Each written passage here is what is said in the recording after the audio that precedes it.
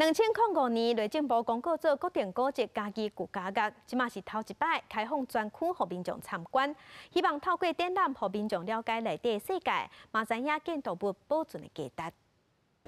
因为他们就是希望说大家出去不要那个联络。 透过经行人的导览，民众会当更较了解家乐内底真正的生活。家己旧家乐即阵仔专区开放，外界会当来参观这座日本时代就起好的历史建筑。就是讲知影这个所在发生什么故事啊？就是迄犯人的生活是像安怎啊？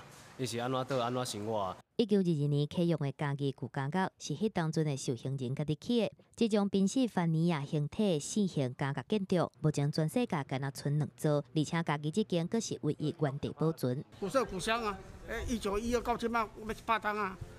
看得袂歹啊！每一个所在应该拢要有家己会当讲故事的所在。我希望讲这个像感觉这个所在会当留落来，会当互更较侪属于这个所在的故事会当讲出来。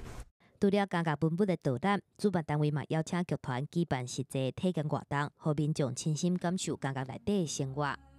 照件这毋是讲美学物件，就是讲伊即摆设计，你搁互伊体验，你看而且体验迄个过程，我是特别鼓励讲这套物件，这种模式还阁继续落。这种感受绝对会比你比人用讲的啊，是你看文字啊，是影像来了搁较深，来了搁较有较家己的感受。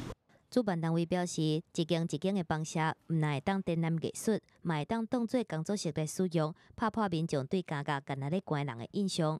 嘉义市文化局表示，家己旧家乐是国家特有的文化资产，每年台湾的设计展，才会是一个真重要的展览会场。记者综合报道。